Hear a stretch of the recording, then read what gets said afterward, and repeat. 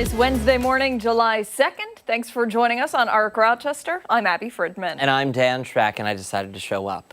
I'm so proud of you for that. Good job. Thank you. We have a full 2 hours to get through, so let's run down what we have brewing for you this Wednesday. This morning, we're taking a look at where you stand. We'll be going over some of your comments and thoughts as we discuss developing local headlines. Yeah, and then we're getting musical this Wednesday. The Albany Symphony Orchestra is in town as they get ready for a couple of shows in our area. And then later, we're asking the question, is going fast more beneficial for our brains? We'll take a look at the research coming up in this morning's Trending Now. Depending on whether we're talking going fast, what? I don't know. In what ways? I guess we'll find out. I guess we will. I guess we will. Before all of that, we do want to get a check of the forecast. The sunshine finally making a return today. Meteorologist Marty Snyder over there in the Weather Center with what we can expect. Marty, the hope is the sun is sticking around. It is. Yeah, we're going to see that around for a lot of the day today. So again, just a beautiful day coming up. Already we're starting off with some sunshine. The other good news is that we've seen the humidity value really drop down quite a bit compared to yesterday. That dew point yesterday, that was near 70, in the 70s. Now it's down to 60. So just a change in that number is the most significant one that we're seeing as far as how it's changed how we feel out there. But currently 70 degrees, so not a bad start as far as temperatures go. And as we head through the day, we're going to see these numbers mostly rise back somewhere into the close to mid-80s range going into the afternoon. So it'll be a pretty nice increase heading forward. 84 for a high, sunshine winds out. Going into tonight, we'll drop down to about 67 for a low towards early tomorrow morning. So about another 24 hours from now, give or take, we'll see a couple showers, maybe a thunderstorm pass through. A little boundary makes its way by, and that could spark off a couple of those then. And then as we get into the day tomorrow, back into some sun, about 81 then, 80 for the 4th with some sun, so some good news there. And then we start to heat things up for the actual weekend itself, Saturday and Sunday. Both those days not too far from 90 for highs. So again, turning pretty hot for the weekend and pretty comfortable for today with those humidity levels staying pretty low for us. Marty, can you make that sun on the 4th of July turn into like a firework? Probably could. Probably could. Probably could. No. Take a second to do that, but yeah. Probably could means no. That's what my dad always used to do when I was growing up. We'd be like, oh, can we do this? He'd be like, yeah, we probably could. And that always meant it's not going to happen. Probably could means no. It means no. And you just did it right there, Mark. Well, I can't do it on the fly, though. That's what I was trying to say. I don't want to guarantee it right away. He'll work on it. I'd like to put anything you want on there. Listen, any way you look at it, firework or no firework on the graphic, it's shaping up to be a gorgeous Independence Day weekend. It's very, very true. Looking nice. A lot of people really excited. Heated up for the actual weekend itself. That's that big change that we'll see then. Yeah, absolutely. Thank you, sir. Okay. All right, let's go off the top now. Start with stories that have piqued our interest. I'm going to start things off today. Thousands flocked to Cedar Point this weekend, hoping to be the very first in line for the brand new ride making its debut. You probably saw it on social media quite a bit. Unfortunately, though, on opening day, things got a little too real for the ride called the Siren's Curse. This new ride is dubbed the tallest, fastest, longest tilt coaster in North America. It got stuck right at the worst possible time, right at the section where the track breaks off and tilts forward 45 degrees. So this is a rendering that was sent out. Yeah, so you're gonna see it there. Boop. And then it tilts. And those people aren't real. And tilts. this is where it got stuck? Yeah, just dangling like this. Okay. So the great news is the track was locked in place. Okay, so according to the Cedar Point website, as the track locks into place, you'll flee from the beckoning call of the siren and plunge into the abyss, speeding through 2,966 feet of track at a top speed of 58 miles an hour. Come face to face with 13 weightless airtime moments, 2 360-degree zero-gravity barrel rolls, and a high-speed triple-down element with twisted and overbanked track. Okay, so all of that being said, unfortunately, due to copyright reasons, we don't actually have video of what it looked like getting stuck. But thankfully, because of my artistic abilities, I drew what it probably looked like. So if we could pull me up here on, oh yeah, there we go. I saw email producer Ashley the pictures there. So the Siren's Curse, you see all the people, woo, they're excited, they're on the ride, yay. So then the platform is supposed to go down and it's supposed to lock into place, which it did. What about the part that's scratched off there? That was supposed to be like the abyss, like, okay. But I accidentally drew it instead. So it's like all of that should just be air where it's supposed to click into place. Again, copyright reasons is why it really didn't work. All right, let's see if we can get the next one. Slide 2. So there they are. They're stuck there. They're just hanging out. Some people on social media say it was only 5 minutes, but according to our sister station's report, it was 10 minutes that they were just dangling there. And to put this into perspective too, the ride is only supposed to stay there for between 7 and 13 seconds.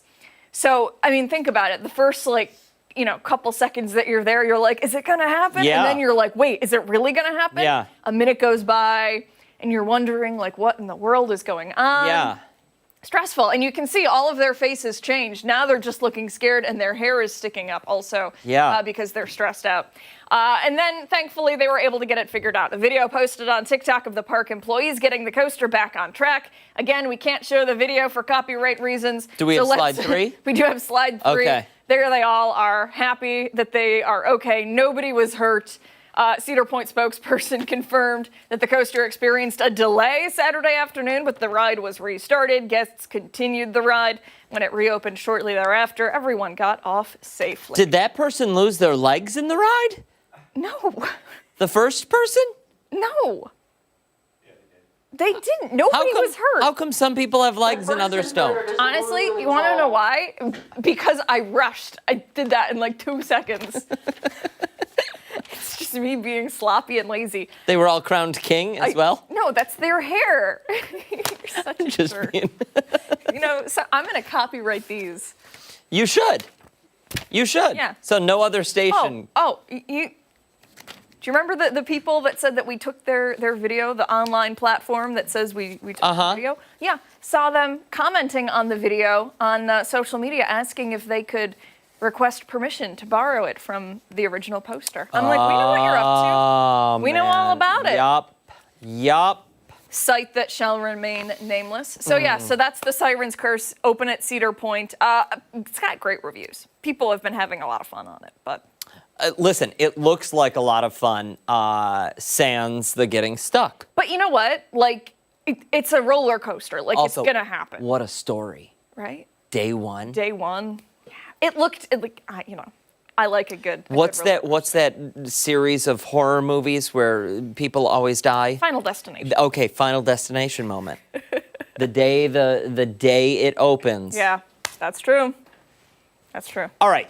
Let's move along to mine. My favorite part of the movie-going experience just got better. So I love the previews, the coming attraction voice.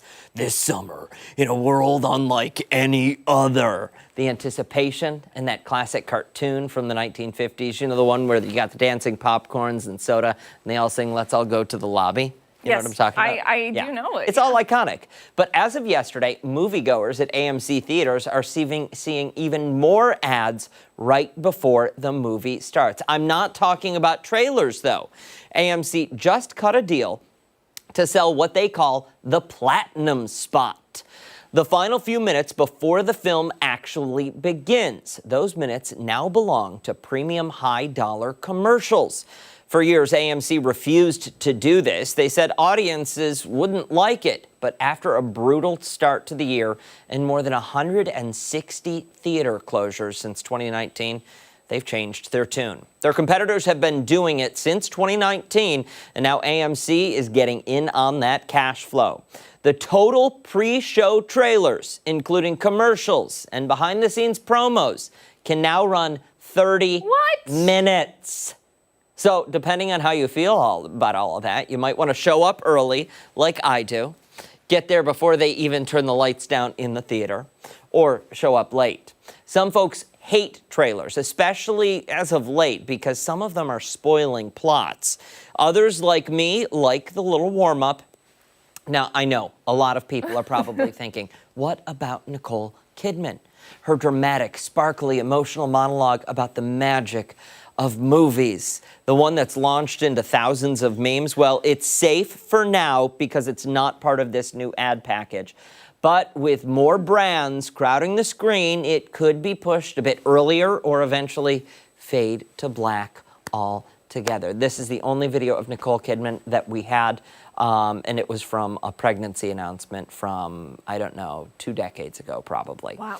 All of this happening as Hollywood tries to rebound. 2024 box office still down from pre-pandemic sales, but this summer is looking up. Moviegoers flocking to animated remakes, superhero origins, and even a fresh take on a certain crew of tiny blue forest dwellers. Jurassic World Rebirth. That one drops audiences into a new island where experiments have gone even more wrong than usual. Expect bigger dinosaurs, darker turns, and the kind of loud blockbuster chaos this franchise is built on. Superman is in the first chapter of a brand new DC universe. I know you're not into the Marvel DC series, neither am I. The studio promises, though, a fresh modern take on Clark Kent's early days as the world's most famous superhero. The Smurfs returns to a live-action CGI musical, and yes, the Smurfette is getting a major pop culture glow-up. And in the movie Fantastic Four: First Steps, Marvel introduces the family of heroes facing off against Galactus, a planet-eating threat designed to set up their next phase. Would you watch that one? If I did the voiceover, would you watch it? To support you, yes. Okay, thank you. So if you love movies like I do, the popcorn, the trailers, the theater experience, get there early because the show starts a lot sooner than you think. Wow. Are you going to show up early? Not intentionally. I like to be early for things, so I Abigail. will get there, but I'm not going to say I'm purposefully going so that I can watch the dancing popcorn and whatever else. You gotta support the ads. You gotta support I have those to? ad buyers. Yeah. All right. Otherwise, we don't get it. It's like people who fast forward through commercials. If you're watching this at home on DVR, don't fast forward the commercials. Also, you DVR us? I do. Thank you. I do. Do you? I really do. I don't have DVR. I have, I have YouTube TV, so Oh, you can do okay. it through that. Okay. Yep. Oh, okay. Ashley's yelling. All right, a lot more to get to this morning on ARC Rochester. When we come back, we'll check in with Chris Lopez, who is thrifting for some summer style this morning. And don't forget, you can watch us on the go wherever you are. We're streaming live on the 13WAM YouTube channel and foxrochester.com. ARC Rochester is back after this.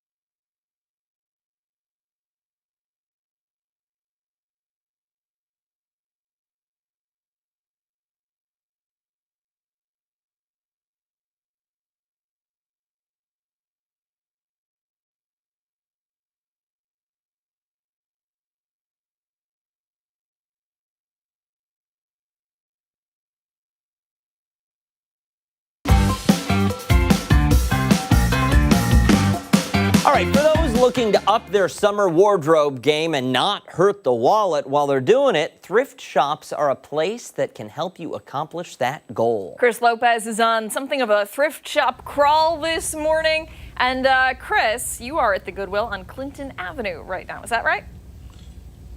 Yeah, Abby, I'm sifting through some of the men's clothes right now. And part of thrifting is the thrill of thrifting. Essentially going in to a shop, not knowing what you're going to get, and walking out with a specialty piece that is one of one, and it was made for you because, you're the one who found it. I'm here with Jen Lake, President and CEO of Goodwill of the Finger Lakes.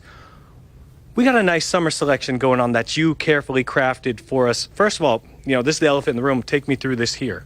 Absolutely. So summer 2025, we have some amazing trends, boho chic, florals, pastels. Those are always in this time of year. Look at the kicks, though. Absolutely. I like the floral and, stuff here. again, you are paying for a good cause that supports all of our community programs, 211 Lifeline, 988, and $4.99 versus retail prices anywhere from $19.99 to $40 for different To skyrocket, shoes. you need to take out a mortgage payment for a few outfits. Sadly, yes, that and gas prices right now. And you may show up at a party looking like someone else who bought that same thing versus thrift. You're going to show up unique in your own style. And then over here, you put me on to something that is brand new, stylish for menswear, and that is what? Core fisherman's wear? Fisherman core. So 2025, it is slouchy, comfy style, and so you see some stripes. You'll also see, some bucket hats coming back. So again, this is not just for men. This is ladies too. So you too can look like a fisherman-inspired cool chic. So very casual. So soft tees. For men, just a traditional tee, and then it gets cold in the summertime. So you layer with, like your thermal inspired, and then of course the look would not be complete without your nighttime, again, sweater, and again, that traditional style. Comes with the top too. Comes with the top hat. With the bucket hat, and you can get your whole outfit for really under $25. So pants, shirt, even the sweater, and the hat. And that's really why I'm out here. That's the crux of why I'm out here. If you're looking to, shop for summer and not break the bank, that's why I'm here. But there's a sustainability aspect. I was reading up, and it was something like 81 million tons of clothes end up in waste, essentially. Can we hit on that and how important it is to not only shop to not kill your wallet, but also sustainability factors as well? So true. So, sadly, textiles, fashion industry is the second largest contributor to greenhouse emissions, carbon. So when you're buying secondhand, you are extending the life of all of these really good items. A lot of them you'll find, this Banana Republic sweater still had the tags on it. Yep. So you're doing your part for the planet. And the other piece, when you donate to Goodwill, we want you to give everything. So not just the stuff we're going to sell, but also the textiles that are, kind of at their end of use, because we're going to make sure that those get recycled as part of our sustainability efforts. And, there's going to be some cool news over the next year as advanced recycling takes off, and your textiles that are, full of holes and rips will soon, probably next 2 to 3 years, become the textiles of tomorrow. I love that. And there's also ways, a lot of people will see a stain, a small hole. There's ways to fix that up, even if you find it at a Goodwill or at another thrift store. You don't have to kind of poo-poo it and stick it off to the side. There are ways to just give this a second life, and they're easy ways as well. We went over that in the last hit. One of them is not using fabric softeners to extend the life of the clothing. You can go and get it seamed or hemmed or whatever, but you can really extend the life of these clothes and really give them a second chance, as opposed to just throwing them away and contributing to land waste. Guys, back to you in studio. We're going to remain here for Uno Mas. We got one more hit. Good message, Mr. Lopez. Thank you, sir. All right, don't go anywhere. When we return on ARC Rochester, it is this morning's weather trivia. Mark McLean's going to join us coming up after the break.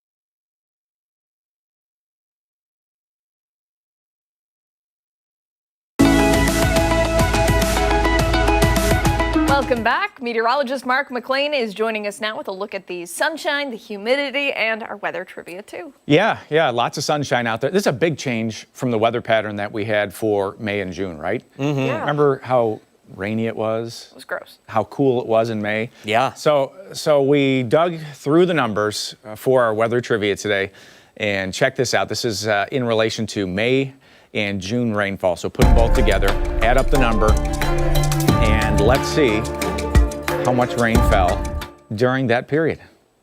What do you think? Was it like super rainy? Was it like it was super rainy. 10.9 inches, 9.9 inches, 8.5 inches, 6.5 inches of rain? So I think I know. Boom. Yeah? Yeah, I think so. Did somebody already give out the answer? Mm-hmm. Somebody did? Really? I think so. Yeah. I must have missed that. Yeah. But I don't think anybody, Not everybody. aside from, like, I think it was an internal type deal. Okay. If I'm No, I was off yesterday, so. yeah. Yeah. It's okay. That's all right. I mean, take a guess. It's up on Facebook. We'll have the answer at 9 o'clock right here on the ARC. And yeah, I mean, it was, but everything is so green now, too. Well, and I think that's, the bright side of all Yeah. of it. That's the plus you get out of it. And you get those Facebook memories that pop up sometimes, and you look back, and I saw one from more than 10 years ago. The lawn was like brown already in the picture. I mean, it can get that way this time of the year if we don't get regular rainfall. So we'll have that answer coming up for you. But what you're probably interested in is this, right? The 4th of July forecast. You're going to have blue sky just like that you're seeing right there. Temps in the 60s when you wake up, mid-70s at lunchtime. And we should make it right to about 80 degrees. You know what's interesting about this graphic? Yes. Is these people their firework display is happening at noon, it looks like. Well, somebody did just ask for fireworks. So the fireworks are a late add to this graphic? I appreciate it. Okay. You're a good friend, Mark. Thank you. We'll make the background dark then? Yeah, You don't have to. It's Should fine. we add like another time? There like are people 9, that 10? set off the fireworks at all times. Yes. Well, yeah, and those people are All times of the year. Terrible human beings. Like when you're trying to sleep at 9, 10 o'clock Exactly. at The night for a dog morning starts show. melting down. Yeah. It's not nice. We don't know about that for Indy yet. This is going to be her first 4th of July. Oh, yeah. So we're going to get that experience. I don't know what that's going to be like. She might boy. be all right. Yeah. Get a backpack for her. A backpack, yeah. Yeah. That, like Does that the cuddling Yeah. effect? Yeah. Yeah. They feel they all. Wait, seriously? Like her- Because maybe- Jay will have a thunder shirt. Okay, I knew about the thunder shirt. That Okay. has never worked for Jay. Oh. Try a backpack though. Okay. I'm not kidding. Well, we have that harness thing. Maybe that'll work for, I don't know. Interesting. Hey, one of the topics out there has been the dew point. It was in the 70s, right? Now that's down to 60. And check this out. Across the area, some of these numbers are actually in the upper 50s. Look at Batavia, South Bristol. That number is going to keep going down through the course of the afternoon, back to the low to mid 50s by this afternoon. So that's a nice and comfortable point for you. Even a few spots in the upper 40s late tonight and into Thursday. So that's a huge change on the dew point number there as we head through the next couple of days. And you can thank that cold front that's off to our east now. That's shifting away. That's bringing in some of this cooler and drier air across the area. Now, there is one chance for a shower in the forecast. I'll show you that through the next 7 days, and it's going to be on Thursday. A small chance in the morning, better chance when that weak cold front goes through in the afternoon, especially southeast of Rochester. I think some areas are actually going to escape the rain entirely as we go through the next 48 hours, but we'll keep you posted on that. And we'll keep you posted on this. The old pool forecast looking pretty good today. You're going to want some sunscreen, that UV index way up there this time of the year with that bright sunshine. Tonight we'll drop back into the mid to upper 60s, partly cloudy, feeling comfortable. Give the AC a little break tonight. And the 7-day forecast, we found some fireworks for that too. Yeah. Whoa. 80 for the 4th, and the weekend starts to heat up again. So we'll get back into that tropical air. Maybe some isolated thunder around for Monday. Temps in the mid 80s there. Good sleeping weather really across the board. Not too bad looking, not too shabby. You get some of those nights in the upper 50s. That makes a huge difference. Yeah. In the forecast, upper 60s tonight. So that'll be cooler than where we're starting off now. Yeah, Very good. We'll take it. Yep. All right, All Mark. right, McLean, thank you. Time right now is 8:26. Much more to get to this morning on ARC Rochester. We're back right after this.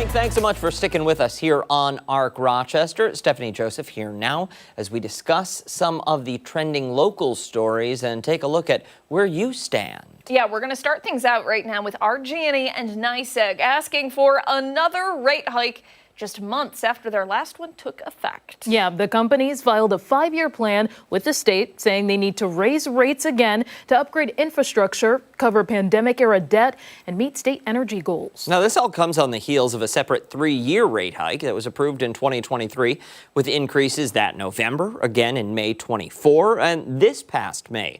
Governor Hochul calls this new plan unacceptably high and is now demanding a full review. So in the meantime, customers say they're still waiting to see improvements from the last hikes. The company says this is just the first step. A final plan is expected after 11 months of working with state regulators.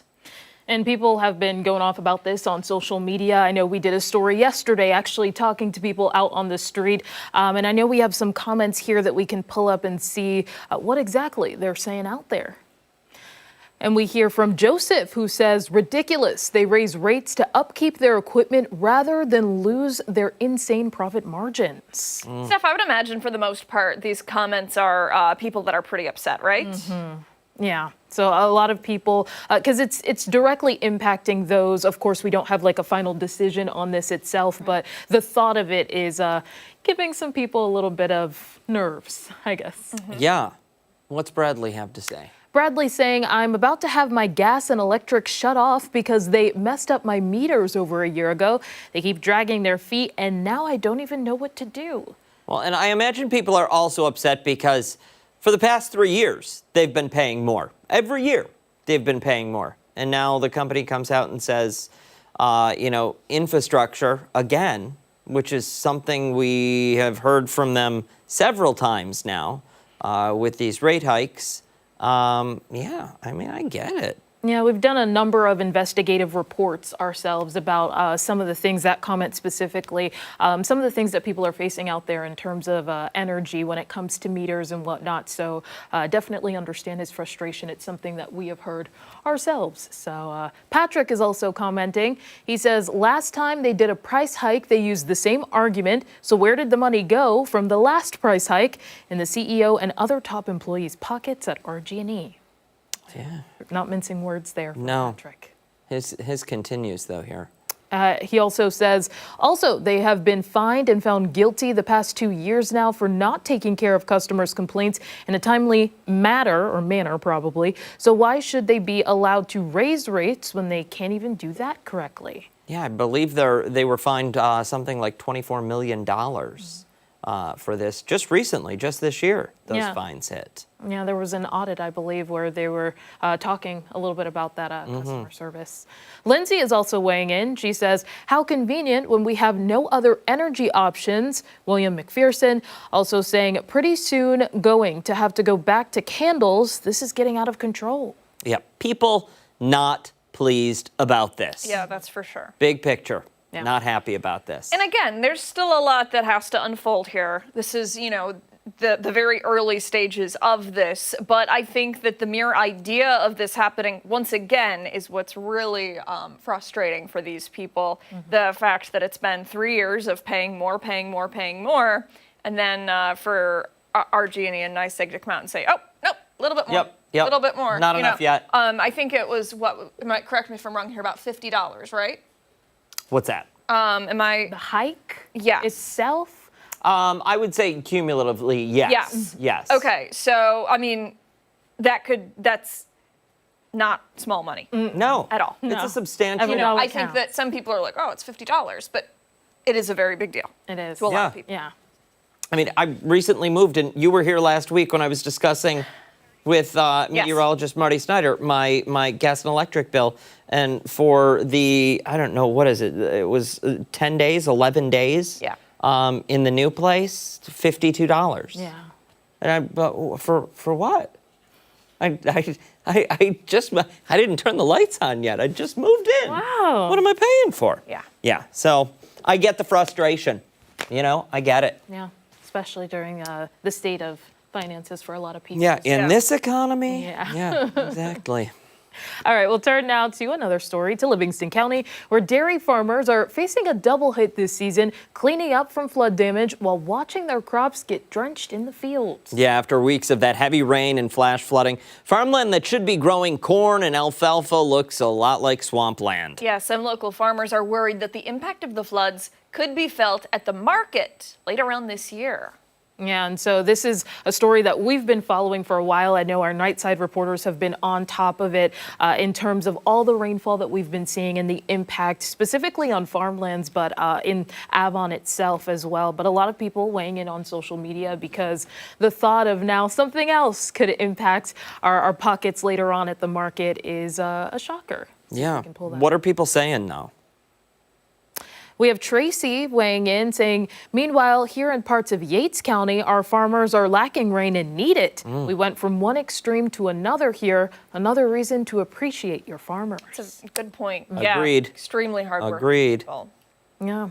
Another person, Julie, not just Livingston County. This has happened in many places, or the extreme no rain. Being a farmer is not for the faint of heart, and I respect and feel for every one of them. Seems like a common sentiment that's being expressed, not just about, respect for farmers, but also the two extremes that seem to be happening across our area. Neither are beneficial. Yeah. Another person, Gladys, it's been terrible in this area with the rain. Homes around me had flooded basements, and they are still working on cleaning them up. I feel for the farmers. It's their livelihood.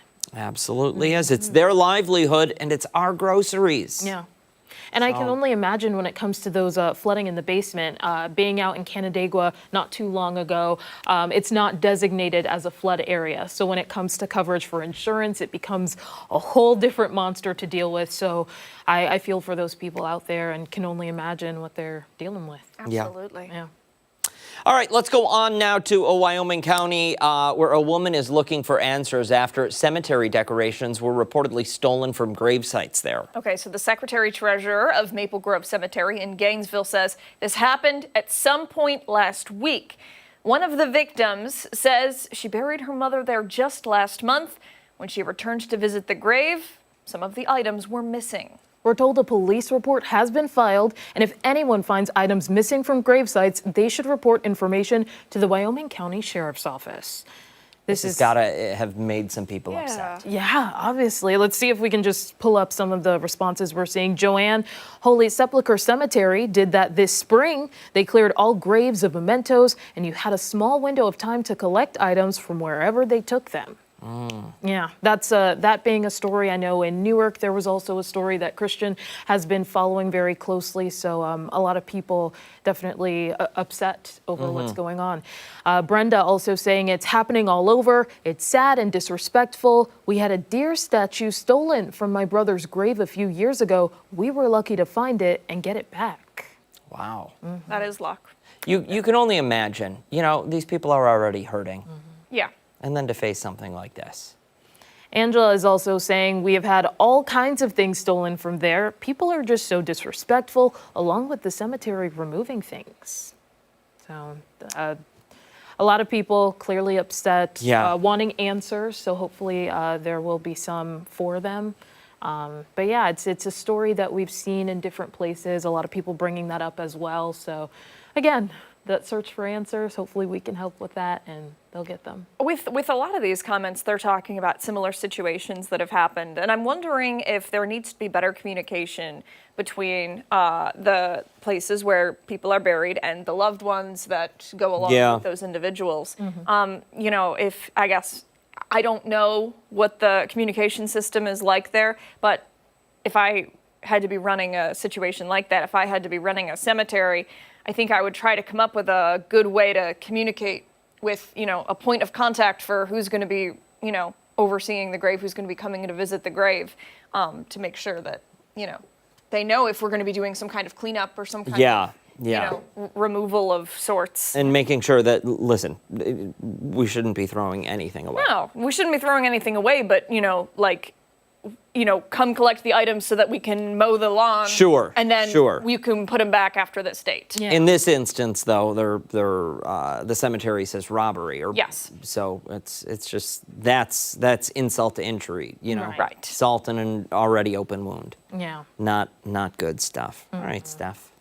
Thank you, guys. Don't forget, you can find these stories at 13wham.com, and you can always weigh in on our social media with your thoughts on some of these stories. You may even see your comments live on air. Hey, stick around. We've got a lot more to come right here on ARC Rochester, including when we come back, we're once again checking in with Chris Lopez, who is popping tags and spending cash. Don't forget, take us on the go wherever you are. We're streaming live right now on the 13 Wham YouTube channel and on foxrochester.com. We're back after this.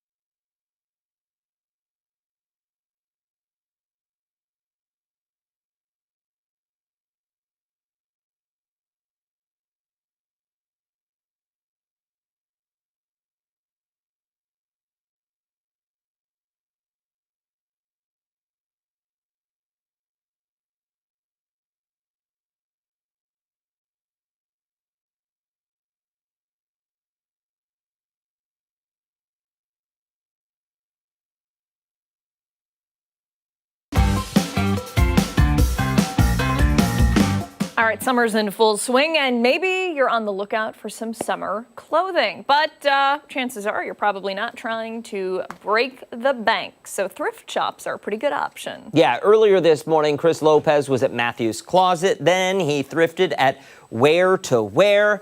Chris Lopez is now finishing out his thrifting at Goodwill on Clinton Avenue. Chris Lopez, listen, I know you don't want to buy anything for me. I understand it. But if you could just look and let me know if they have a new pair of jorts. No, I'm looking for jorts. Jorts, Like not jeans. jorts. Okay, all right. Let me go one more time. These are just your size, Dan. All we got to do is take some scissors to them, and we got some jorts, man. That's the great thing about thrifting. I think they are. You can make it whatever you would want to make it. I love the prices here. Everything inexpensive. And in the last section, we were talking about adult fashion, some of the fisherman's wear coming into style. You have this side over here with the beautiful colors from your tops all the way down to your shoes. But guess what? It's about the kids, man. Summertime is about the kids. They are off school. They're growing. They're probably growing out of shoes every single week or so. And you're probably breaking the bank just buying shoes alone. I'm here with Jen Lake, President, CEO of Goodwill of the Finger Lakes. Let's talk about the kids. they're always outgrowing stuff. I don't have any kids. My girlfriend does have a teenage daughter who is literally wearing her shoes now because she outgrew her last ones. Yes, and then you can't find them as you're trying to walk out the door. So we have lots of things for kids, tweens, and teenagers, even young adults, and it won't break the bank. So we've pulled some really popular, trendy items for kids. So again, you know, gender neutral, we have it all. And the great thing is, if you're looking for things to do, we still have buckets for sand, you know, bug collectors, you know, bug magnifying kits. Yeah, kids aren't exactly into the fashion. They're into collecting the bugs. No matter how good they look, they're like, yeah, that's great. I want to play in the sand though. So if you know, didn't go out and buy the stuff, you know, 2 months ago when it was in store, Goodwill has you covered. And when you shop here and buy those items, you're actually contributing to good in your community, whether it's services for people who are blind or with low vision or individuals with an incomplete education with our Goodwill Learning Academy. Full cycle, essentially putting back into the community, buying clothes from the community, and especially if you buy something from Goodwill, you outgrow it, you don't like the color, whatever, it doesn't fit, you bring it back to Goodwill, and it goes in a full circle. And as long as people know to bring it back to any thrift store, really, it gives the clothing a second, a third, a fourth life. Exactly. You know, we've got 13 locations here in Rochester across the whole Finger Lakes region that are open 7 days a week. We're putting out thousands of items every single day, all the hours we're open. So by coming in, donating your stuff, again, you're giving another kid a chance to wear that item, you know, to kind of dress in their own style. So it's really that circular economy that keeps things in use longer. And I like that.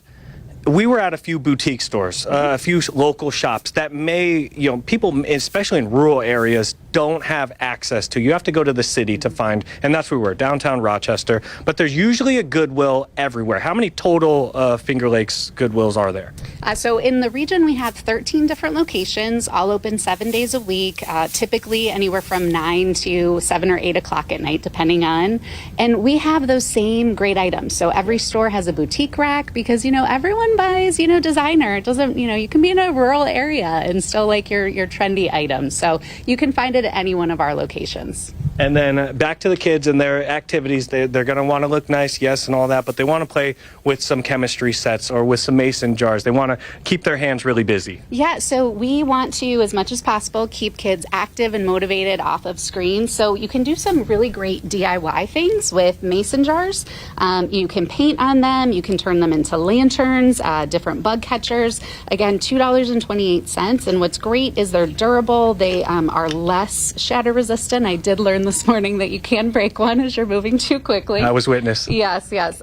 So again, great items. Make your own stepping stones that you can put in a garden. Again, kids love to see their work on display. So you can go and buy this kit in some other stores at full price, you know, or you can buy it at the Goodwill store for $4.32. Again, pretty sure this retails for at least, you know, $19.99 somewhere else. So all of these really great things someone bought, didn't end up using, or their kid was like, Mommy, buy this for me, and then they never did it. And so it's donated here to give another kid something fun to do this summer. Yeah, a circle of life when it comes to the clothes and then things for kids to play with as well.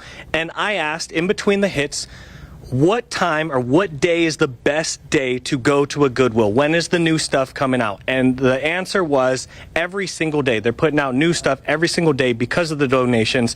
That brings me back to the circle of life when it comes to clothing. If you don't like something, it doesn't fit you, you don't like the color, you outgrew it, go ahead and donate it to a Goodwill, any other thrift store, and it gives that clothing a second life, keeps it out of the landfills. I'm going to send it back to you guys in studio. Hope you enjoyed touring the 3 different thrift shops with me this morning. There's many more around Rochester, and we're going to have more information about those 3 thrift shops on our website on Fox Rochester. Back to you guys. Did you buy anything for yourself, Chris? Have you found anything you're bringing home? I have found stuff, but I do not like to buy things when I'm working. You know what? That makes sense. Gets my head out of the game. I can't focus anymore. Now I bought something. I'm looking at it. I'm playing with it. I don't know. I got to be focused in on these live hits, man. Playing with his new button-down shirt? Like what? Well, you know, you never know. Chris, great live shot. I loved it. I liked the traveling around. I'm sure that was maybe not like super easy to do, but shout out to you and Terry for gaming up, stepping it up today. We appreciate it. Thank you both. All right, when ARC Rochester returns, we are revisiting the American Heart Association's Red Chair series. That's coming up on the other side of the break.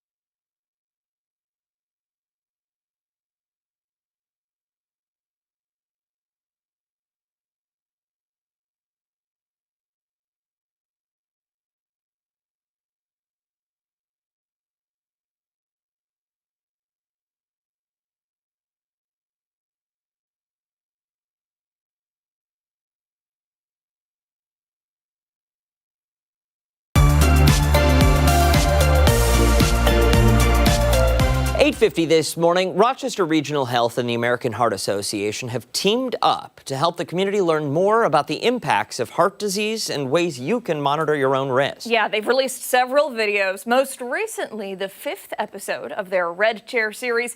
It focuses on how genetic testing can help detect the disease. Here to explain more, we have cardiologist Dr. Amanda Caniglio and American Heart Association Communications Director Christy Smorrell. Good morning. Thank you both so much for waking up with us. We appreciate it. Thanks for having us. Absolutely. Okay, so let's dive into this latest video released. What can people expect if they've not seen it?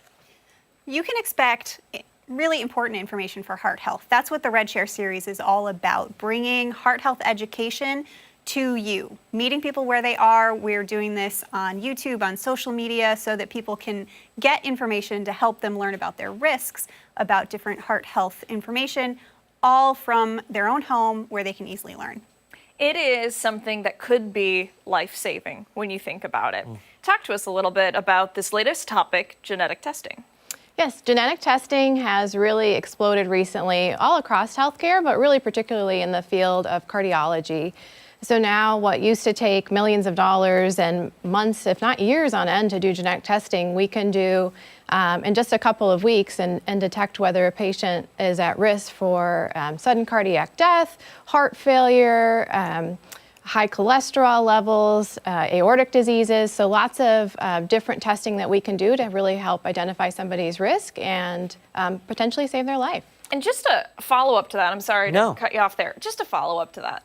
Do you think that this provides a sense of comfort to the people that are getting these tests done? Or do you think that it could make them feel a little panicky maybe? Oh my gosh, I'm at risk for sudden cardiac death. What does that even mean? Yeah, it's a great question. I always encourage people, you would rather know about your risk than not, because there's a lot of things that we can do to prevent some of these diseases from happening. Just because somebody inherits a gene that puts them at risk for arrhythmia or heart failure does not mean that they're going to have that happen to them, but you would rather know about it and be monitored to help prevent death from this. What does the genetic testing look like? What does it entail? Are we wearing some sort of heart monitor? Is it blood draw? What does it look like? Very easy. Don't eat or drink for 30 minutes. We'll swab the inside of your cheek and that's it. Seriously? Yep. Wow. That's simple. Very easy. And when it comes to asking for this kind of genetic testing, how do you do that? Do you talk to your primary care? Do you have to see a specialist? Yeah, genetic testing is challenging to understand. So I would say, this, our group at Rochester Regional is really one of the first in the region that does this. You're starting to see clinics kind of pop up throughout the country, but not widespread at this point. So we do recommend that anybody is interested in genetic testing, speak with their primary care doctor. People can come directly to the genetics clinic, but we do have a genetic counselor that sees patients, and that is really important to discuss kind of risks and benefits, as well as what testing, if any, is indicated. Christy, while you're here, I want to talk, if we can, and remind viewers of the incredible work that the American Heart Association does. It's American Heart Association. People, I'm sure, have heard of the organization somewhere. They know there's rides, there's benefits, there's all of this kind of stuff. But not everybody knows what you guys actually do. A lot of people, unfortunately, think, oh, they just hold that walk. But really, we are an organization that is in so many facets of your life without realizing. We work with hospitals on community education like this series, but we also work with hospitals on evidence-based guidelines for treatment. We work with schools to help teach kids about their heart health when they're young. We work with outpatient clinics on monitoring blood pressure and helping to improve community health. We help educate the community on CPR. We actually also, on a national level, we're the ones that come up with the guidelines for CPR, no matter where you learn it. So there are so many ways the American Heart Association is part of your life that you may not realize. I want to thank both of you for coming on today. We really appreciate it. For somebody who wants to watch this specific episode of your series or just the series in general, how can they do that? You can find it on the Eastern States American Heart Association YouTube page or on our Facebook, Instagram, and X. We are at AHA New York, New York spelled out. Perfect. Thank you both so much. We appreciate it. If you missed any of our previous conversations, we will post them all on our website, foxrochester.com, after the show this morning. All right, don't go anywhere. We still have a lot to get to this morning on ARC Rochester. We're back on the other side of the break.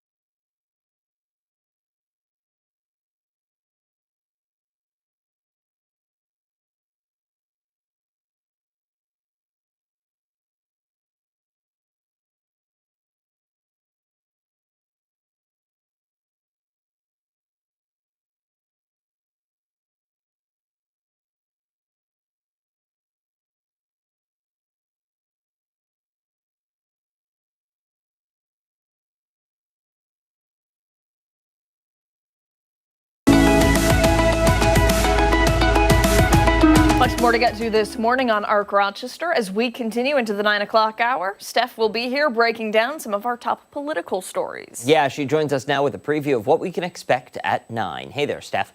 Hey there, guys. In today's Political Pulse, the Senate vote-a-rama is over, and President Trump's spending plan is now headed back to the House. I speak with a political science expert to break down what's in the One Big Beautiful Bill and how likely it is for the House to pass it.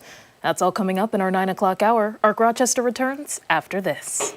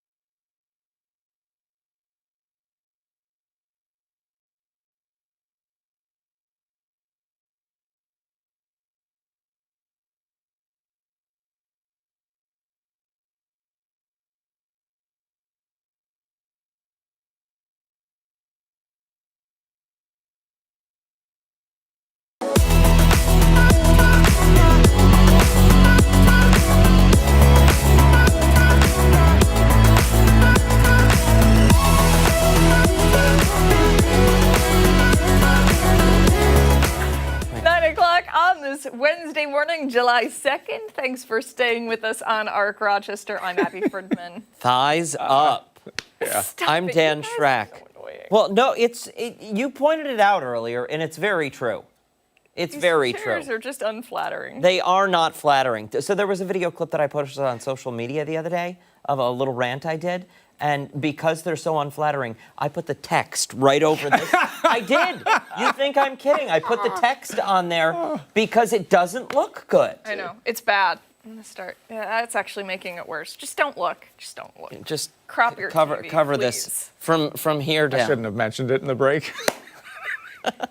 Well, we're all thinking it. Yes. You at home are thinking it too. I know. All right. Meteorologist Mark McLean is here. We want to get to weather trivia, and we want to talk about the gorgeous forecast we have coming up as we head into the 4th of July. Yeah, we're getting lucky, right, with the sunshine and some of this nice weather. I mean, we did have some rain a couple of days ago, but drying out today with the sun and less humidity, too. You'll enjoy that part of the forecast. But let's talk about that trivia, and it's about May and June rainfall. You put them both together, and it actually turned out to be a top 5 rainy May and June, and these records go back to 1871. So, you know, we've got a lot to compare it to. Dan already knows. He already knows the answer. Mm-hmm. What's your Where guess? did you see it? Did Headsco put it up? He talked about it last night. Oh, did he? Okay, yeah. so you watched the show. He talked I about think he also sent an email about it. Oh, did he? Too. Okay. I could be wrong. I was off yesterday. Everybody said A, so they were watching. Mm-hmm. Everybody went with, there we have some B's. Oh, well, C look, and we D. got some B's. Yep. And some Yep. C's And and a some D. And what do we have over here? 20% A, 40% B. 20% on Instagram. Wow, a smashing. Yeah, we got a lot of Instagram votes. So if you already saw the answer, then you know it is A. Okay. There we go. 10.93 inches. That's a lot of rain. That is a lot of rain, right? Yeah. So that ended up being the fourth greatest May and June combo for rainfall in Rochester's history. So if it felt like it was a real rainy period for you, it was in fact a very rainy period. But you know what it did? Look at this. Are you kidding me? Filled up that pool for Howard. Howard! Oh my God. Okay, this is one of the best because a dog's name is Howard. I know. Just what a name. It's such a human It's name. like when they have, I love the human names. Yes. Yeah. Like Kevin, Pete, like it's just hilarious. He's living his best life right there out on that raft. He's very cute too. What do Do we know who sent this to us? I didn't get the name on. I didn't get the name on that. Send us an invitation to use your pool. Yeah. We want a puppy sit Howard. Yeah. We do. Yes. We want to help you out there. Howard may catch a couple of raindrops on Thursday if he doesn't get them then. We are in pretty good shape for the holiday weekend, Friday, Saturday, and Sunday. Looking pretty good for the walks out there, although it'll heat up a little bit, which may be a good thing because Lake Ontario is still 62 degrees. And I can attest to that because I was in it the last 2 weekends. Sunshine, west wind 5 to 10, 2 feet. You go straight in. You don't tap your toe in the water. Yeah. No, you can't. You run in. You can't. You just have to run in. when it's Approach like that. life that way too. Yeah. That's right. Just dive in. And you never look at the bottom or what's below you because you'll want to get out. Well, it's only green by the shore. And then you get through the green area, and then it gets... Murky and you can't see. Oh, okay. All right. Can't do it. Can't Just do kidding. it. Just kidding, Abby. 72, west-northwest at 12, and that's what's dropping that dew point. That's why you feel pretty good today. That dew point's in the upper 50s to near 60, and it's going to kind of hang out there. And if you just started the old sneeze, Dr. Hartel's office says the weed pollen is now starting to come in. So if your seasonal allergies have been kicking up lately, that number starts to go up this time of the year as we move through July and August. We get to ragweed season. Yeesh.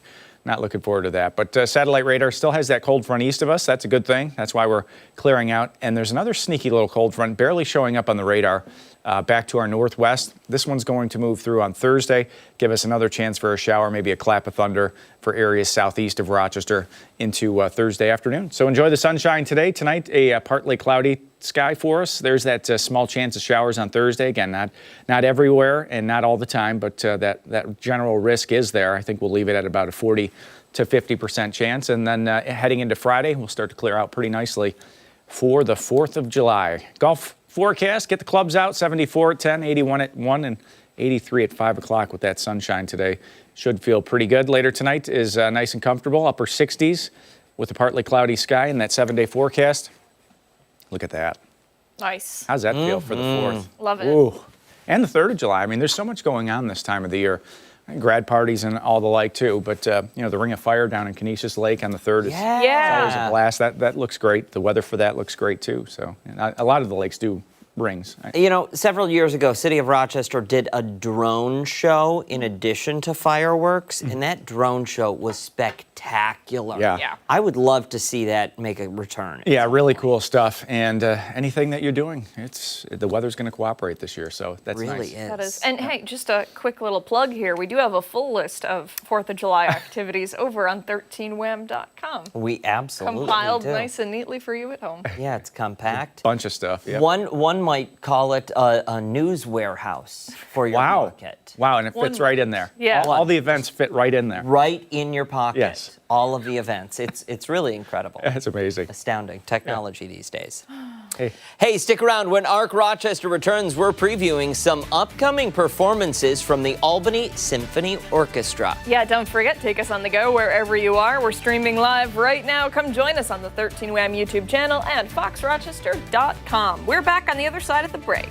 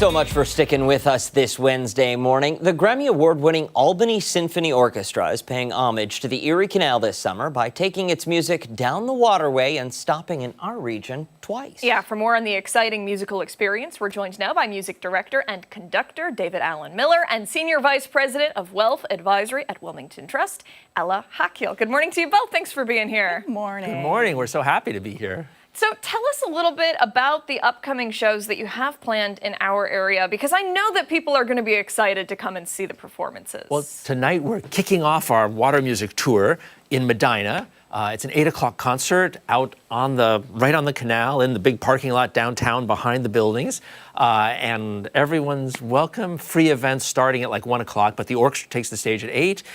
We play a little bit of Handel's water music. Then we play a world premiere composition created for and about Medina and its relationship to the canal. And then we end up with a bunch of pop songs and sing-alongs and Stars and Stripes Forever and fireworks. And then 2 nights later in Seneca Falls, which is also right here in the region, 4th of July, we'll be doing a similar show, but with a beautiful piece inspired by Seneca Falls and the history of women on the canal. That Tanner Porter has written this great piece. It's involving high school chorus and singers and all sorts of stuff, but with the Handel's water music and pops at the end.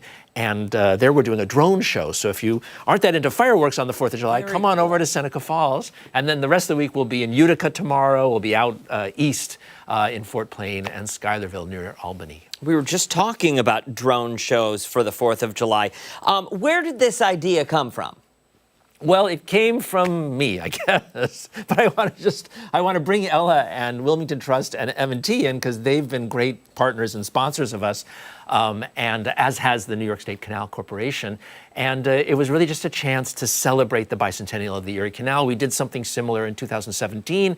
And of course, it took 8 years to complete the canal. So now the big completion year is this summer. So we wanted to come back on the canal and do these 5 big, really day-long festivals, always culminating in an orchestra concert in the evening. Love it. Very good. And so then going off of that, tell us about the relationship between these two organizations. Absolutely. So M&T Bank really, at the heart of everything, the community is the very most important thing to us.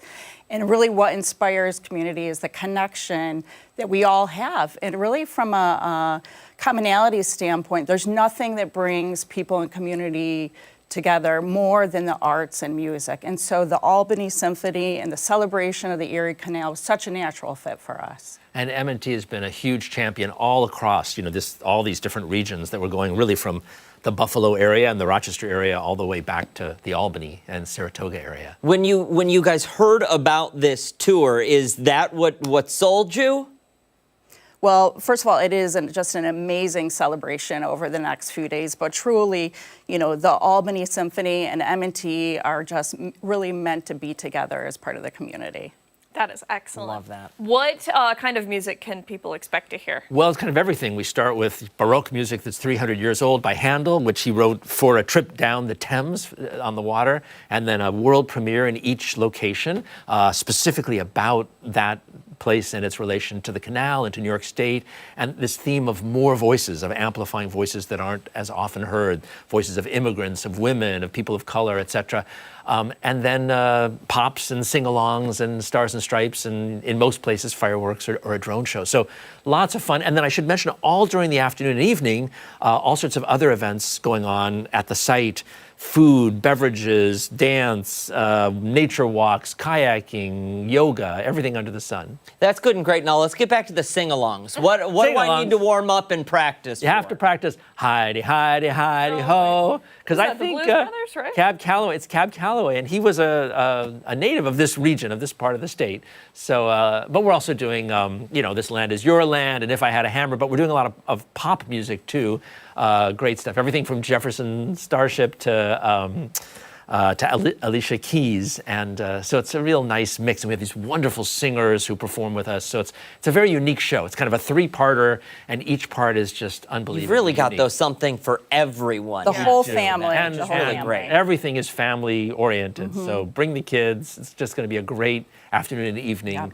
Celebrating the 4th of July week. Terrific. All right, one last time for somebody who's interested in coming to the shows in our area, starting tonight, and then tell us about the other show. Tonight's Medina, and then 2 nights from now on the 4th of July, Seneca Falls. tonight with fireworks and Seneca Falls with a drone show. Terrific. And we'll post all the information you need to know if you want to go on our website, foxrochester.com, after the show this morning. All right, don't go anywhere. When we come back, Steph will be here breaking down some of our top political headlines. Political Pulse coming up next.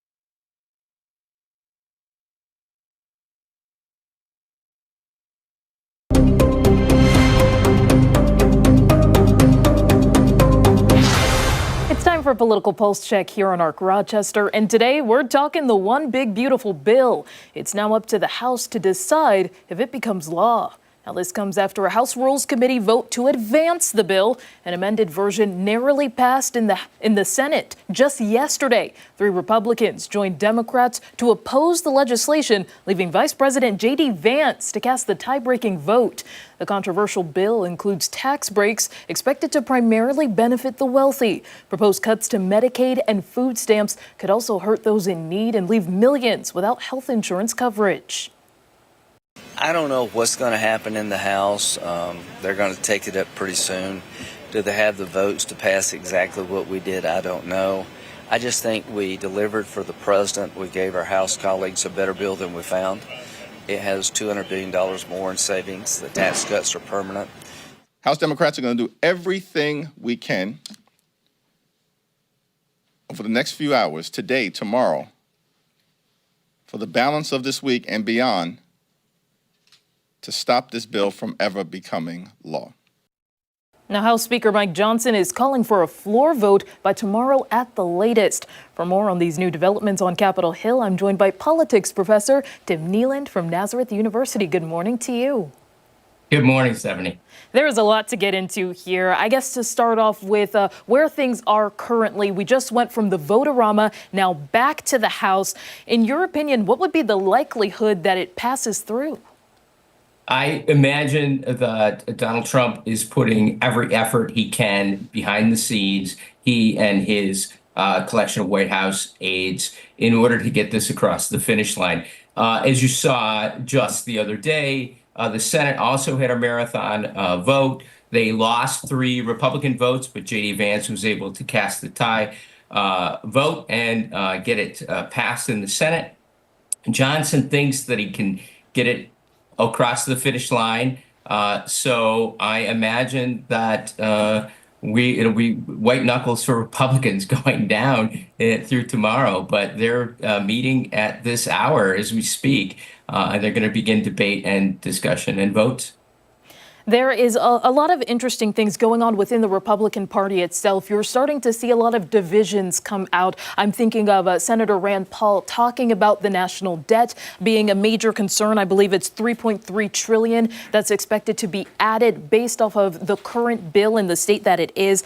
I'm wondering, based off of how President Trump has responded, what do you make of sort of the threats that are being given to lawmakers with midterms coming up very soon, that he may endorse another candidate if they don't comply? Yeah, no, absolutely. And Donald Trump would do that. Absolutely. And, you know, it was interesting because Tom Tillis, who voted against the bill, declared that he was not going to seek reelection. And certainly, you know, Susan Collins and Rand Paul, as they face reelection, may face the wrath of Donald Trump. Also, members of the House could find themselves being challenged by pro-Trump candidates. The other thing is Elon Musk came out yesterday and said that he opposed the bill and that if Republicans passed it, he would create a third party, the American Party, and he would run candidates against those people who voted for this bill as well. So certainly the Republicans face headwinds. Most Americans, as of several polls, do not like this bill in its current form. Republicans seem to love it, but independents and Democrats absolutely oppose it, and that could be bad for Republicans come the midterms in 2026. And I'm wondering, I have a quote from Senator Lisa Murkowski, who became a yes vote after getting some, I guess, benefits specifically for Alaska. But this goes to the sentiment of President Trump's spending plan. That's often something, it's branded as his own, coming from Congress, despite its separation from the executive branch. So this being, she said, I would hope that we would be able to actually do what we used to do around here, which is work back and forth between the two bodies to get a measure that's going to be better for the people in this country, and more particularly for the people in Alaska. So have we ever been at this moment when the congressional leaders are trying to pass through a president's agenda as opposed to maybe their own?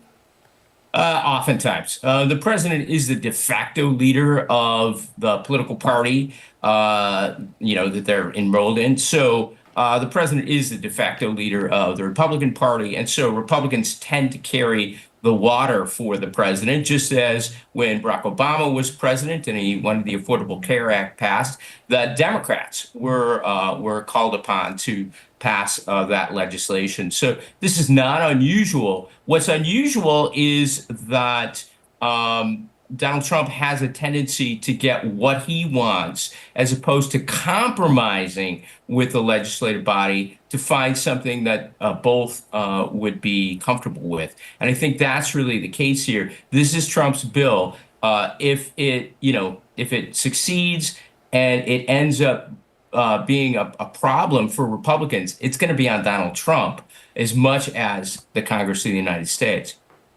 And I'm wondering where that room for compromise among lawmakers, specifically in the House right now, is. What sort of changes or amendments do you think would be recommended? I mean, obviously, health care being a major issue here. Yeah, I think the healthcare issue is quite significant. That's one of the reasons that we saw Susan Collins and Tom Tillis vote against the bill. They were concerned about the cuts to Medicaid. This current legislation, as it's being surveyed in the House, really does take away some of the Affordable Care Act benefits that expanded healthcare coverage. It takes away some of the COVID era expansions of Medicaid that made it much easier for people to get on this. It takes away some of the benefits given to immigrants, documented immigrants in the United States for health care, making it much harder for this group to get health care. And it's going to require work up to 80 hours a month from so-called able-bodied recipients of both Medicaid and SNAP. And this could have an effect of undermining the expansions of the Affordable Care Act. And the CBO estimated over 11 million people possibly could have no health insurance by 2034. So this is a problem. And so elected officials in the House have to think carefully about maybe trimming away at what the Senate did in order to try to save a couple of tens of billions of dollars in order to then ensure and protect the constituents in their districts. Yeah, that is for sure. And really quickly, as we're running a bit low on time, I'm wondering what the process sort of looks like in the House at this point, with the committee now pushing it through. Could we see a votorama of sorts there? Because we are still just a day ahead of that Friday deadline. Yeah, absolutely. And they are meeting, as I say, as we speak, the House was called to order at 9 a.m. I expect that, again, debates, discussion will go on throughout the day and into tomorrow as Mike Johnson seeks to deliver this to Donald Trump, who basically said he wanted this on July 4th so he'd give it as a gift to the American people. Again, it's an interesting gift since most polls indicate that Americans are opposed to the bill in its current form. All right, Professor Tim Kneeland, thank you so much for joining us this morning and for insight on this bill. Thank you. And be sure to stay with ARC Rochester for your top political headlines. We're back after this.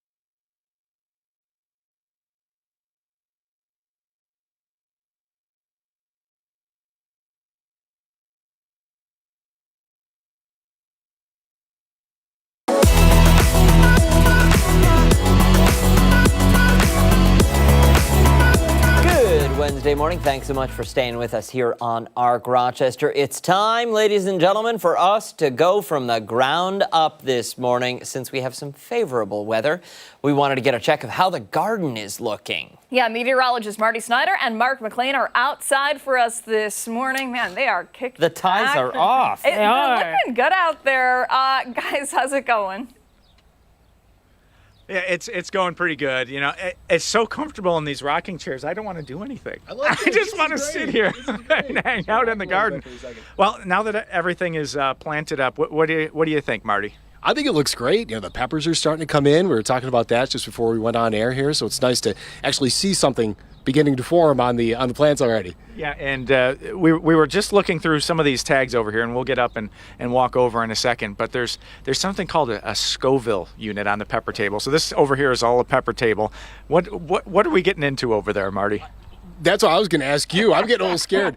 My big thing is I'm looking at the numbers there, and I tried to do some quick research before we came on air. Like, there's some that are really low, some that are 100 times those, then 100 times those. So we got a good range of the heat on these peppers that we're going to be sampling at some point, I'm sure. Yeah. So we have 12 different kinds of peppers. My plan is that we will do a sampling of these peppers at some point late in September, early in October.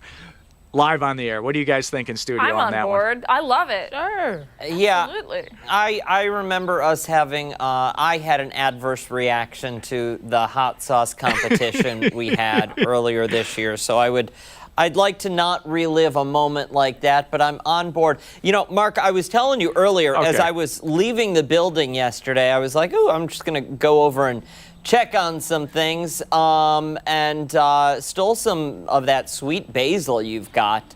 And I'll tell you what, on point. Yeah, it's coming in good. In fact, we've got some video of the garden getting planted up last week. I thought you had check that security out. video Marty, of me. Oh, security video of you stealing the basil. We will. That's amazing. We're always watching. Yeah. We're always watching. All right, we're going to get up and check out some of the plants around here while you guys are watching some of that cover of the plants going in the garden, and we're going to walk over to the pepper table and let's check this out. You want to read this one off while they're watching this getting planted, Mark? Okay. Oh, so this is one with a hot number. We're talking about those Scoville units and how they rank. This is one of them on the upper end. This is a Carolina Reaper. It's extreme. It says it's got a little caution sign, like a road caution sign. 2,200,000 Scoville units. That sounds severe. That sounds like a trip to the doctor's office. Sounds dangerous. Yeah. What about this guy right here? Yeah, what we got on this one? This one is a garden salsa. Okay, this is at the opposite end of the spectrum. This is 3,500. Yeah. So a whole lot less on that Scoville unit scale. On that one there, and then we've got just some generic, peppers that you'd use in your salads. Peppers, yeah. Yep. And these spots over here that aren't planted up yet. These are going to be tomatoes, where you see these empty spaces. Oh, nice. We're going to have some planters there and put some tomatoes together for those spots. So I like that. And I know some of these peppers are kind of in between. What was their, I was looking at one of these before. Yeah. These are kind of in between. These Caribbean Red Hots, they're about 500,000 Scoville units. Okay, truth be told, I have never had either one of those varieties of hot peppers. So it's going to be a new experience. I picked it because I saw 2 million plus Scoville units, and I said, boy, that's going to cause a problem. Challenge. Hey, question for Marty, you guys. Do you think? Oh, sorry. Go ahead. No, go ahead. Go ahead, Abby. Do you think that the other peppers are going to get even spicier because they're planted right next to those really hot ones? What is that, cross-pollination or something like that?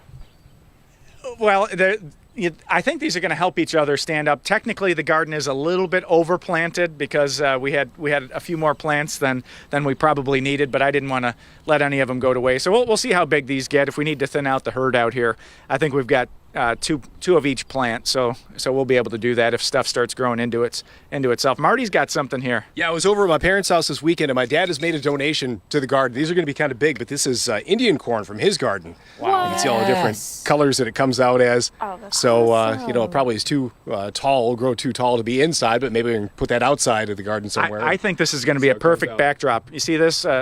We have photographer John McClintock looking at the back of the garden. I think if we had some corn popping up behind it, there you go. What do you think?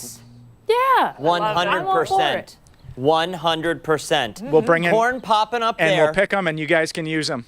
Well, corn popping up there, and I'm wondering if John McClintock wouldn't mind turning around and showing where our pumpkins are going to grow in the big dirt pile that's in the parking lot there. Oh, no. We're leaving that dirt pile where it is, and we're going to grow pumpkins right from there. Yeah, beautiful. Oh, boy. You think we ordered a little too much topsoil? Maybe just a little. Listen, I've been watching Abby leave the building, and every day she takes 2 handfuls and put it in her purse. So I think she's doing something with it. Out on my TV. Wow. She's starting a garden of her own at home or in the car. I'm not sure. All right. All right. I'm gonna close these doors right here. We're having too much fun. All right. We're gonna go back to the garden party. Okay. Get back and to work, you two. Enjoy some of this sunshine. All right. Yeah. Thank you. I feel like Wilson here. Much more to get to this morning on ARC Rochester, including when we come back, this morning's reporter recap. Don't forget, you can watch us on the go wherever you are. ARC Rochester is streaming live right now on the 13WAM YouTube channel and on foxrochester.com. We're back after this.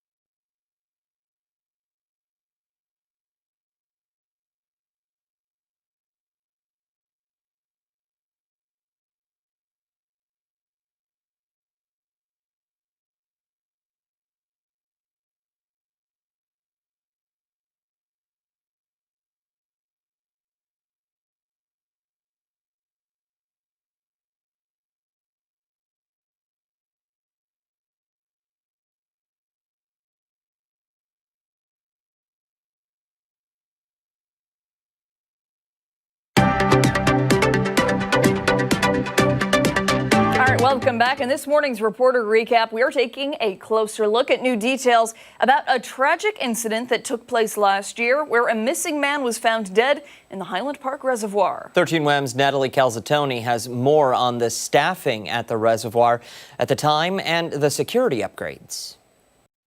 On March 19, 2024, 29-year-old Abdullahi Moya, who was reported missing, was found dead in the Highland Park Reservoir. This prompted a boil water advisory, and the city revealed that Moya had been in the water for nearly a month. At the time, Mayor Malik Evans said the area was patrolled by cameras, sensors, as well as city security and Water Bureau personnel. Yet, Moya entered the gated area of the reservoir undetected and remained in the water for 24 days. According to an employee time record obtained by 13WAM, the maintenance technician, who was responsible for conducting daily reads and inspections for all city reservoirs, went on sick leave February 13th.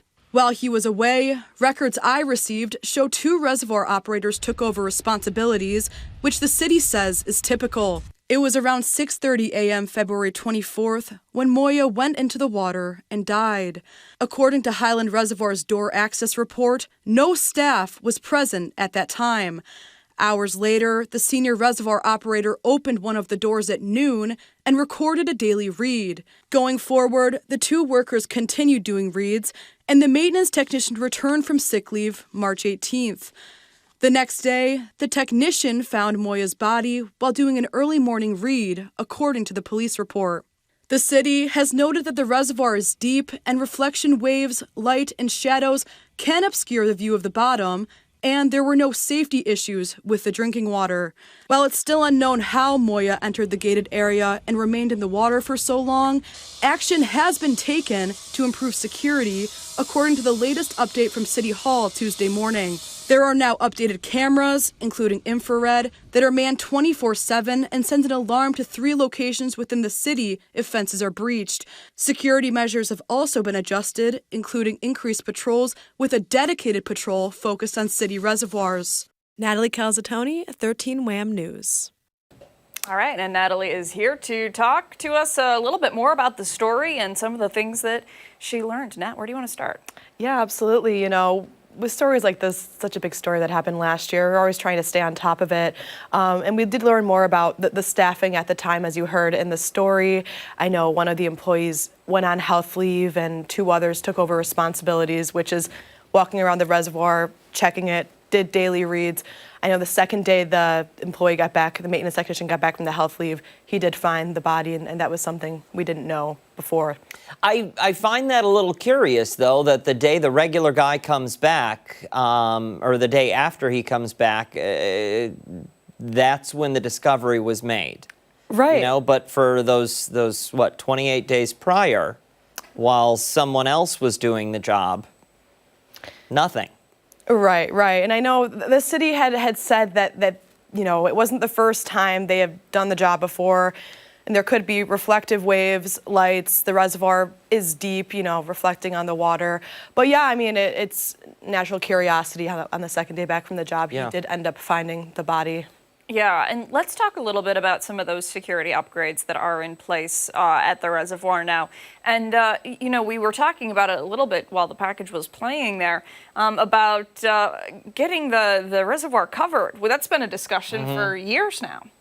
Yeah, absolutely. Yeah, we got exclusive updates from the city about some of the security upgrades that we didn't know until now, including cameras and upgraded patrols. They're going to have a dedicated patrol on the reservoir.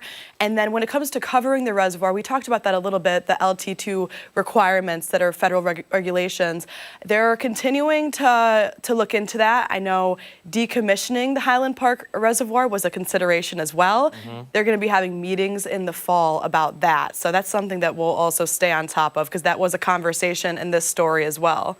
And after this discovery was made, correct me if I'm wrong, but if memory serves me correctly, they emptied the reservoir and cleaned it from top to bottom, no? Yes, they did. Yeah, I know at the time they did the boil water advisory, but they said the water quality wasn't affected, the safety of the drinking water wasn't impacted, but they did end up draining and cleaning the reservoir. It is full now and back into commission, but back then, yes, they did do that. I imagine you're hearing from a lot of people on social media. What has been the community's response to these new developments? Yeah, absolutely. You know, when it's a story from a year and a half ago, you know, it stuck in a lot of people's minds. It was a abnormal situation. I think, you know, hearing more about the timeline and maybe some things we didn't know back then is, you know, people like to hear that, and also the upgraded security, because, you know, that was something they said back then. We're going to look into this. We didn't know about it for a while, but now we know, and what they're doing to improve it. Still a lot of questions that are unanswered. Sure, absolutely. But it is those updates and those follow-up questions that we appreciate, because that's how you get to the bottom of the situation. That's how you get the resolution for some of these incidents, and find out what is actually being done to take action. Absolutely. Yeah. We'll Actionable continue to steps. stay on top of it. Absolutely. All right, Natalie, thank you for the report. We appreciate it, and we appreciate that you are following this. If you'd like to read Natalie's full story, you can find it over on 13wham.com. 9:43. Stick around. When ARC Rochester returns, we're taking a look at some of the stories that have people talking this Wednesday. Yeah, that's coming up after this.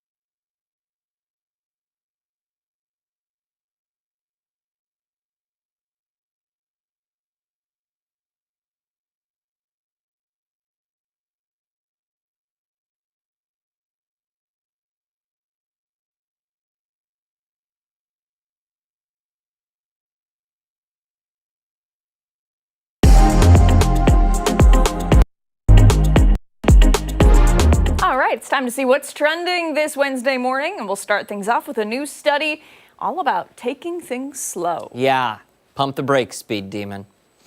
If you're a fan of audio... She's gonna punch me. If you're a fan of audiobooks, YouTube videos, masterclass, or even TikTok, you may be one of the many people that watch and listen to media at 2 times the speed. I do it. I do it all the time. Yes. Yeah, speed watching has become increasingly common, with a lot of people saying it's the only way they can consume content. I don't know about that. I don't know about the only way I can consume content. But it's the only way I can consume more content than necessary. Yeah, that's a good way of looking at it. So a team of researchers conducted a study in order to determine how fast-paced content impacts the brain. In the study, participants were split into 2 groups. One listened to a video at normal speed, and another where the same video was presented at 1.25 times, 1.5 times, 2 times, and 2.5 times the normal speed. So after, both groups were asked to complete tests that assessed how well they retained the video's content. It turns out there wasn't much of a difference recorded at 1.5 times speed, but when it came to 2 times the speed, results took a major hit. Researchers found that participants received too much information at once, leading some to completely forget what the content was all about. So 1.5 times is the sweet spot. 1.5 times apparently the normal speed is the sweet spot. I do it with virtually everything. Really? I do. That's kind of a bad habit. I know. I'm not judging. I do it a lot too, but it's usually for things that aren't incredibly important. If I'm watching, like, I'll get a lot of like movie reviews on like my social media. And sometimes it's like a 3-minute video, and I'm like, okay, like, let's just get to the point here. Like, you know, I want to see it, but is it actually good? You'll just kind of fast forward. But like, especially for like news and other stuff like that, which I also get on my social media pages, I'll usually watch it at the normal speed. Unless I already know what it's about. Yes. Yes.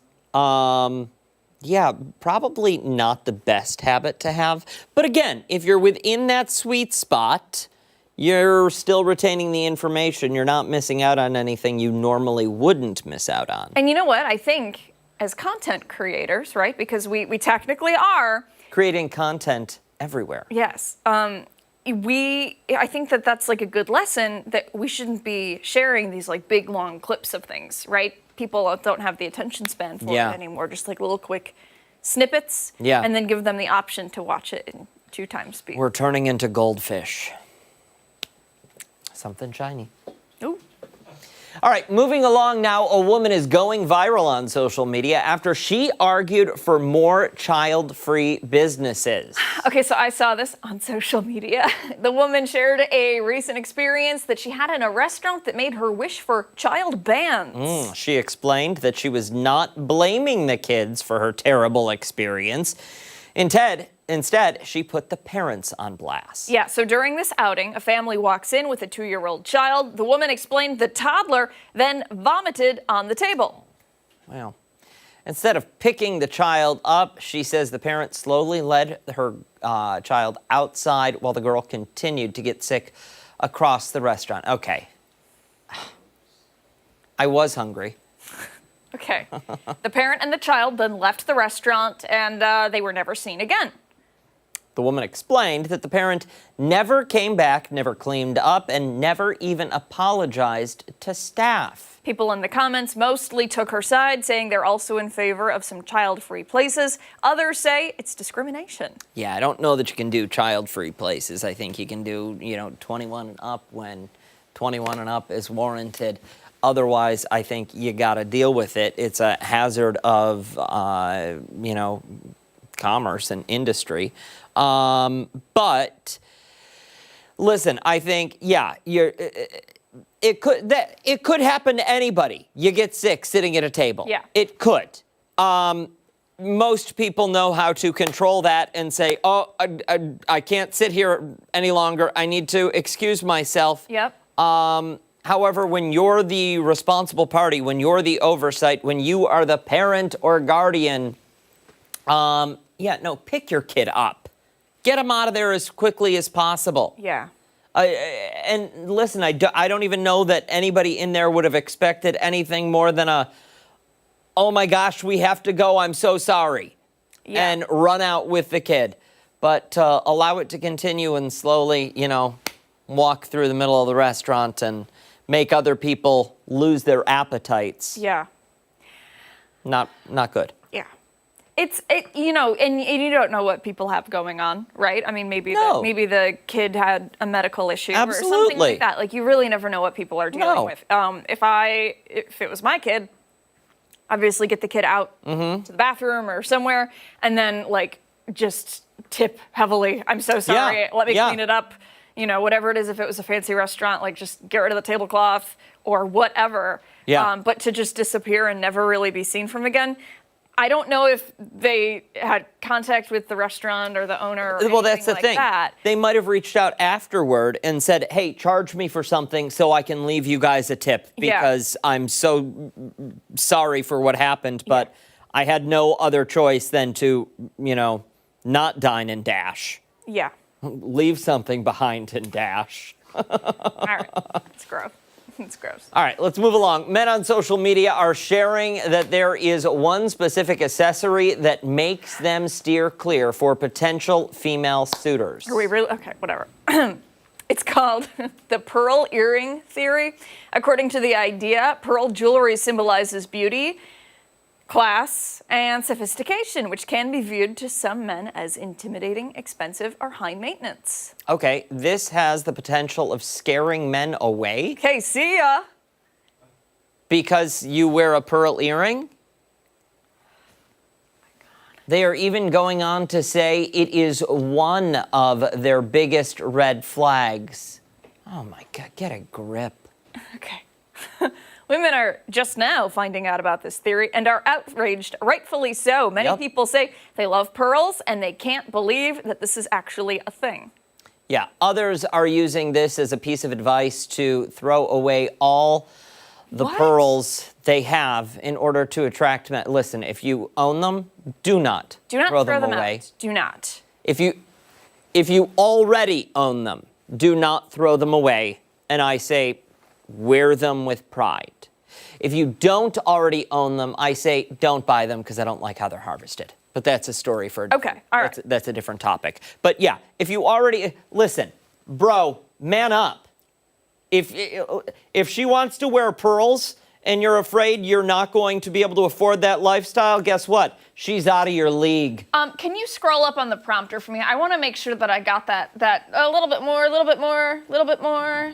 They said that they were, hold on, a little bit more. No, up. A little bit more. A little bit more.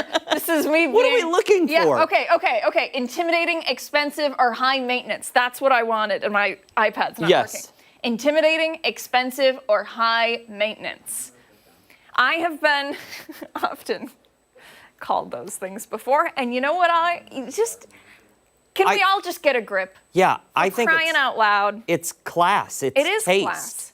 And you know what? Maybe that's intimidating to you, but just because all you can afford is beer and she wants champagne, doesn't mean she should stop drinking champagne. If somebody came to me and said, your pearl earrings make me uncomfortable because it's intimidating to me. And I would say throat punch them. Yeah, well, I don't know about that. Again, with the intimidating. But I would I'd be like, okay, well, clearly you're kind of a child. One swift karate chop to the throat, they would be intimidated. Stick around when ARC Rochester returns. Our final thoughts. Intimidating. What was the other word?